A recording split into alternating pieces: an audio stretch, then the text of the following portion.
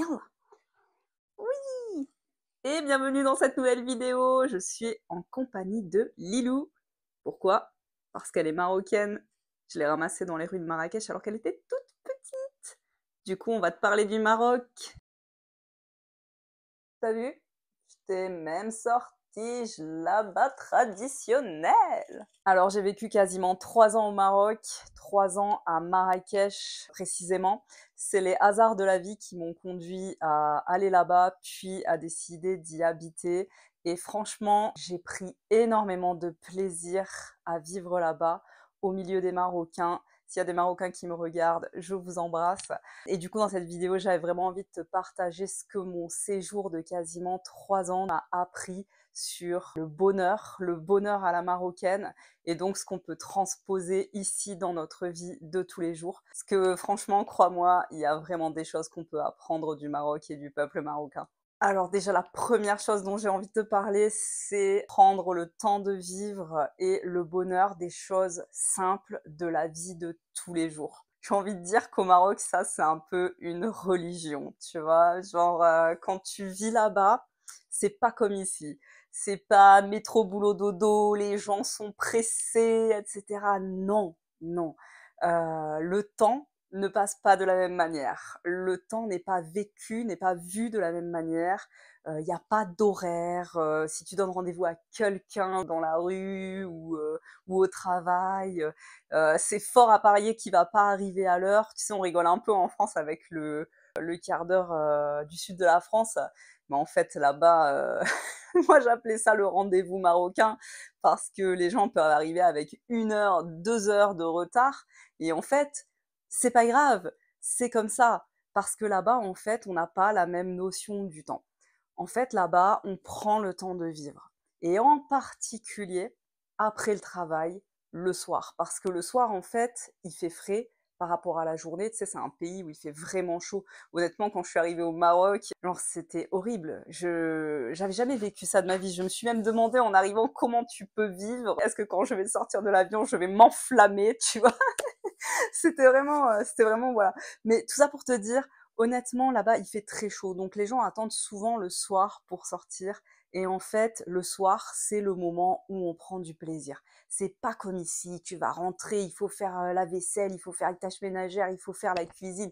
Non, là-bas, tu vas ressortir, tu vas aller voir tes amis, tu vas aller boire un coup, un café, manger un semaine dans les cafés, tu vas faire plein de choses en fait qui vont faire que ta soirée, tu vas avoir le temps de l'apprécier, tu vas avoir l'impression que qu'elle dure, tu vois, c'est pas comme ici où tu as l'impression que les jours de la semaine s'enchaînent. Là-bas, vraiment, tu prends le temps d'apprécier, de vivre et d'apprécier les choses simples. Toutes ces petites choses qu'en fait on oublie ici ou qu'on relègue au week-end, aux vacances. Et franchement, ça t'apprend à souffler et à profiter en fait. La deuxième chose que j'ai adorée au Maroc, c'est le soin du corps et prendre soin de soi. Pareil, il y a quelque chose de très très présent dans la culture marocaine au niveau de l'aspect physique, se nettoyer, sentir bon, être bien habillé, être bien coiffé. Et du coup, en fait, il y a toute une série de choses que tu vas faire dans ta vie quotidienne et toutes les semaines, et notamment le hammam. Donc du coup, en fait, moi, j'ai découvert ça là-bas. J'avais jamais fait ça de ma vie, je veux dire même ici, dans des spas, je connaissais pas du tout et j'ai adoré. J'ai adoré. Honnêtement, j'ai jamais eu une peau aussi belle, des cheveux aussi beaux, des ongles et cetera aussi beaux que quand je faisais le hammam 1 fois par semaine au Maroc. Donc c'est tout un rituel, que j'ai appris avec des amis sur place là-bas. Donc j'allais vraiment dans les vrais hammams, de quartier, on va dire, hein, certains à la Médina sont vraiment traditionnels en pierre, etc. Puis il y en a qui sont plus modernes aujourd'hui, donc voilà. Mais j'allais vraiment dans les choses traditionnelles. J'ai aussi testé les hammams touristiques, mais bon, c'est pas du tout la même chose. Moi, je te parle vraiment du hammam traditionnel. Et franchement, ce rituel de beauté, ça t'apprend vraiment à apprécier prendre soin de toi et tu vois vraiment les résultats sur ton corps. Pareil, il y a toute une culture de l'herboristerie. Tu vas chercher tes produits, tes herbes, tes plantes, etc. dans l'herboristerie et tu fabriques les choses. Mais j'ai testé plein de choses comme ça et c'était vraiment sensationnel. Honnêtement, pour moi, le Maroc, c'est vraiment le paradis du soin au naturel qui fonctionne vraiment. Troisième chose que j'ai adoré au Maroc, c'est la communauté et vraiment la communauté comme on la connaît pas ici. En fait, au Maroc, il y a vraiment toute une façon de fonctionner. Tu as des familles, des réseaux de familles, des amis qui forment une véritable communauté. Et en fait, au Maroc, il y a toujours une solution à tout. Il y a toujours quelqu'un qui a une solution à te proposer, qui connaît quelqu'un qui pourra t'aider.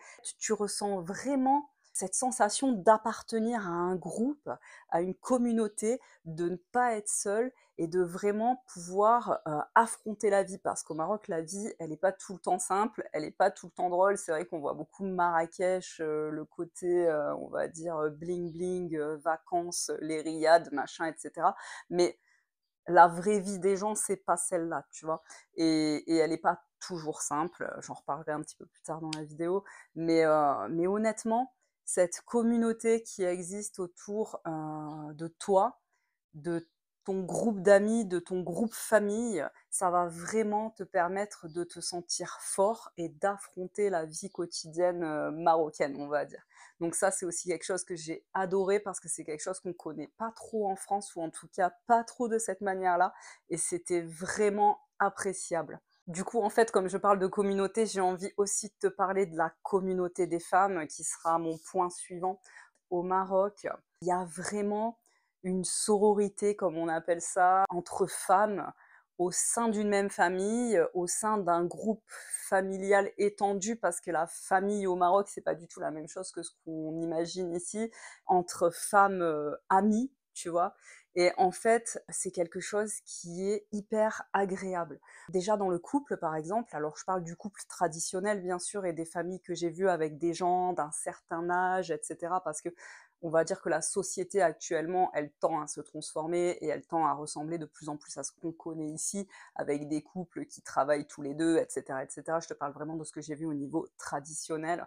Mais en fait, on a vraiment des couples qui forment une équipe, une vraie équipe dans la vie, avec un mari qui part travailler, qui part souvent très loin travailler. Moi, je connais des gens qui travaillent dans l'agriculture, par exemple, qui ne rentrent pas de la semaine, ou des gens qui partent le matin très tôt parce qu'ils font les petits Honda, là, comme on appelle ça, des espèces de petites camionnettes pour faire des déménagements. Tu vas te placer à un endroit, et puis en fait, il y a les gens qui vont venir te chercher et qui vont te demander, ben là, j'ai besoin de déménager quelque chose, etc. Est-ce que tu peux venir? Donc, il faut que tu sois en place très tôt jusqu'à très tard. Donc, il y a des hommes comme ça qui partent de la maison extrêmement tôt, extrêmement tard, et qui ne pourraient pas, en fait, faire tout ce qu'il y a besoin de faire au niveau de la maison, de la famille, etc. Et du coup, la femme, dans le sens l'épouse, va vraiment jouer un rôle d'équipière pour pouvoir gérer un petit peu tout ce qui est à la maison, tout ce qui est les enfants, tout ce qui est la famille, parce que souvent, en fait, les familles, comme je te dis, elles sont très étendues. On garde les personnes âgées, à la maison, on a plusieurs membres de la famille qui habitent en même temps, soit au même endroit, soit dans des maisons à plusieurs étages, avec plusieurs appartements, avec des gens qui habitent ensemble. On va garder les enfants des uns et des autres. Donc en fait, on a vraiment cette espèce d'alliance au sein du couple qui fait que ça fonctionne et qui fait que vraiment, l'un sans l'autre, ils ne pourraient pas réussir à vivre aussi bien qu'avec cette alliance de couple, tu vois. Donc ça, c'est la première chose que je voulais dire sur les femmes, vraiment le rôle qu'elles jouent au sein du couple, mais aussi le rôle qu'elles jouent entre elles. Parce que comme je t'ai dit, le groupe familial, comme il est assez étendu, tu vas souvent avoir plusieurs femmes qui vont vivre au même endroit. Et en fait, tu vas avoir cette entraide entre générations, parce que tu peux avoir une grand-mère, une mère, des filles qui vont vivre ensemble, des belles-sœurs, des sœurs, enfin voilà, tu as tout le monde qui vit ensemble ou à proximité, et du coup tu vas vraiment avoir cette sororité, comme je t'ai dit, qui va se mettre en place, et où les femmes vont vraiment s'aider dans les tâches du quotidien, pour la cuisine par exemple, Surtout quand il y a des fêtes, par exemple pour le ramadan, tout le monde s'aide, se soutient pour cuisiner parce qu'il faut énormément cuisiner toute la journée, il faut tout nettoyer, il faut tout préparer, et cetera. Pour les tâches ménagères, pour la lessive, pour la garde des enfants, comme je t'ai dit, et puis également pour des choses simples, comme aller au hammam. Moi, ce qui m'avait vraiment surprise, c'était de voir qu'en fait, toutes les femmes partent en même temps au hammam et en fait, on va laver les autres. Par exemple, si la personne âgée ne peut pas se nettoyer, mais même moi, enfin, par exemple, quand j'allais au hammam avec ma belle-mère, mes belles-sœurs, etc., on m'aidait à me nettoyer le dos. Et même entre femmes étrangères, c'est pas rare au hammam, par exemple, que tu vois une femme d'un certain âge qui va se faire aider par des femmes qui ne la connaissent pas, qui vont venir l'aider à se nettoyer, qui vont venir l'aider à remplir son seau d'eau. Et donc, du coup, il y a vraiment ce soutien entre femmes. Et même la chose, on va dire, la plus belle que j'ai pu voir, c'est quand il y a un accouchement. Alors là, en fait, tu as toute la communauté de femmes qui va venir, mais tu as aussi les hommes. Là, c'est vraiment la communauté même familiale, j'ai envie de dire, qui va venir aider la femme, puisque pendant 40 jours, elle aura le droit de se reposer. Et donc, tout le monde va être là pour aider, pour cuisiner à sa place, pour voir si elle va bien, pour s'occuper du bébé si besoin, etc., etc. Donc, elle a vraiment le temps de se reposer et de, on va dire, d'apprécier les premiers jours qu'elle vit en tant que mère avec son bébé. Voilà, donc ça, c'est vraiment quelque chose de magnifique que j'ai pu voir au Maroc au niveau de la communauté féminine, on va dire. Quatrième chose que j'ai envie de te parler, le Maroc, c'est beau. Moi qui suis archéologue de formation, l'architecture, l'artisanat, mais tout est magnifique. Tout est travaillé de manière ancienne. Attends, je vais te montrer des choses que j'ai ramenées. Là, je sais pas si tu le vois, je te montre mon préféré. C'est les bois qu'il y a au-dessus de ma cuisine dans mes vidéos, tu les vois souvent. Regarde, regarde ce détail. Je pense que ça, c'était un ornement au niveau d'un plafond. J'en ai d'autres qui sont des bouts de sideri ou des choses comme ça, mais celui-là, c'est mon préféré. Regarde, regarde le détail du travail du bois. Et donc, du coup, tout est magnifique. Tu as envie de tout acheter. Quand tu rentres dans les riads, comme j'appelais ça la magie du Maroc, tu vois. Il y a une effervescence dans les rues, il y a du bruit, il y a des gens qui parlent, il y a des vélos, il y a des mobylettes, il y a des ânes avec des chariotes. Enfin, c'est un truc de fou, quoi, tu vois. Mais quand tu rentres dans un riad, c'est calme, c'est beau, t'as ces boiseries partout, ces carrelages, les éliges là, c'est magnifique. Et du coup, en fait, même ton environnement te fait du bien. T'as l'impression que tu vis dans un rêve, quoi. Tu vois, c'est les mille et une nuits. Vraiment, ça, quand tu vois les riads, etc., en photo ou en vidéo, c'est la vérité. Mais le détail, il est partout. Partout, partout, partout. Dans les rues, sur les pierres, les portes en bois. Moi, j'adore les portes au Maroc. D'ailleurs, il y avait un endroit que j'adorais à Marrakech qui s'appelle Bab el Khmis. C'est un endroit en fait où ils ont récolté plein de vieux objets. Par exemple, quand ils ont réparé des riads, ils ont mis toutes les vieilles portes, tous les vieux objets, etc., en un même endroit. Quand tu rentres dans ce lieu qui en fait est un marché à ciel ouvert, c'est incroyable. T'as des choses qui montent à une hauteur, mais incroyable, j'ai envie de te dire, à une hauteur d'un petit bâtiment, quoi, tellement les choses sont empilées, mais t'as des portes monumentales, sculptées, des pierres, oh, c'est incroyable. Incroyable comme c'est beau et comme t'en prends plein les yeux et comme ton environnement te met dans une joie de vivre. En cinquième, je voulais te parler de la nourriture parce que moi, j'adore manger, j'adore découvrir les cultures et les pays avec mon ventre et au Maroc, la nourriture, elle est délicieuse, mais vraiment, vraiment, vraiment. Alors là-bas, ils ont une maîtrise des épices. Ils ont une huile d'olive qui a un goût, c'est un truc de fou. Tu vois, moi avant quand j'étais en France, j'utilisais pas vraiment les épices. Enfin, j'utilisais les épices françaises, tu sais, le sel, le poivre et les herbes de Provence. Allez, on va dire ça, tu vois. Mais là-bas, ils ont une maîtrise des épices, ils en utilisent plein. Et en fait, moi, j'avais peur au début quand les gens me disaient oui, la cuisine marocaine, c'est épicé, parce que pour moi, épicé en français, ça veut dire que ça pique. Mais pas du tout. Ça a du goût et un goût incroyable que on n'a pas l'habitude de goûter ici, tu vois? Les huiles, par exemple, moi, au début, je voyais les gens au petit déjeuner, ils trempaient du pain dans de l'huile d'olive et je me disais: «Mais qu'est-ce qu'ils font? Ça a l'air dégueulasse!» Mais la première fois où j'ai goûté, mais écoute, cette huile d'olive, il y a eu une explosion de saveurs, dans ma bouche, des trucs fruités, fleuris, bah, j'ai l'impression d'être Ratatouille, je suis désolée, mais c'est la vérité. C'était incroyable. La nourriture au Maroc est incroyable, il faut que tu goûtes ça, je te le conseille. Va goûter la nourriture marocaine, la vraie. Enfin, le dernier point que je veux aborder, c'est un petit point un peu, on va dire entre deux. Ce bonheur à la marocaine, il m'a permis de voir aussi la chance qu'on avait, en France. Parce qu'en fait, comme je te l'ai dit, tout n'est pas parfait. Tout n'est pas parfait au Maroc, la vie est difficile. Ici, on a énormément de confort et on s'en rend même plus compte. Moi, par exemple, je me suis rendu compte qu'il y avait des endroits, il n'y avait pas l'eau potable. Souvent, il n'y a pas de chauffage dans les maisons, il n'y a pas de clim dans les maisons, alors que, comme je t'ai dit, il fait une température de fou. Il n'y a pas Internet.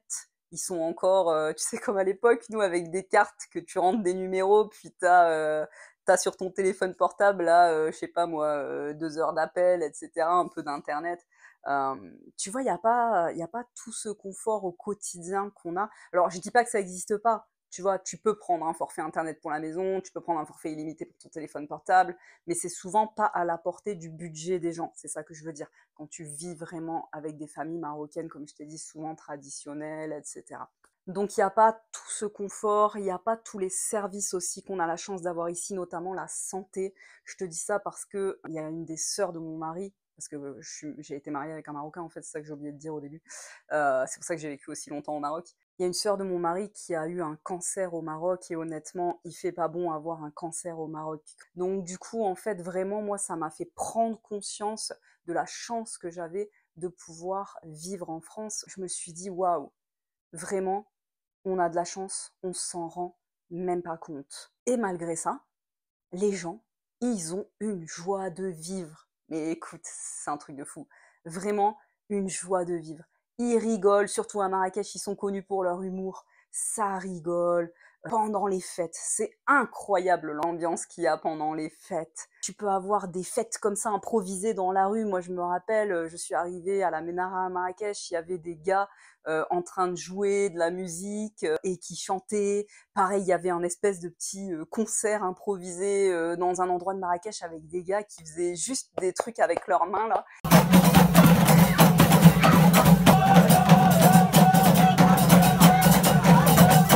C'était incroyable, avec leurs mains et des chants traditionnels. Ouais, je sais pas en fait, tu vois, il y a une espèce de joie de vivre que tu vois pas ici. Et franchement, ça te met du baume au cœur, quoi. Quand t'es là-bas, tu vois ce bonheur, il est vraiment palpable. Je sais pas comment dire, dans tous les sens du terme, dans tous les aspects de la vie. Donc voilà. Donc c'est ce que j'avais envie de te dire sur le Maroc. Si t'es marocain et que tu regardes cette vidéo, merci de m'avoir accueilli pendant 3 ans dans ce pays magnifique. Merci pour cette expérience. Garder cette joie de vivre, ce bonheur à la marocaine, c'est sensationnel. Si tu ne connais pas le Maroc, si tu n'as jamais voyagé au Maroc, je t'invite grandement à aller y faire un tour. Par exemple, Marrakech, en un long week-end, ça se fait facilement et tu auras vraiment une vision de ce que c'est. Côté touristique, bien sûr, mais c'est mieux que rien. J'espère en tout cas que ça t'aura motivé d'une part à te rendre compte de ce qu'on a ici qui fait notre bonheur, mais aussi à apprendre des autres cultures parce qu'il y a toujours des choses à apprendre des autres cultures. D'ailleurs, si tu as voyagé, vécu dans un pays et que tu peux aussi partager les bonheurs de cette culture et de ce pays, ça m'intéresse. Merci en tout cas d'avoir regardé cette vidéo et je te dis à la prochaine fois. Bye!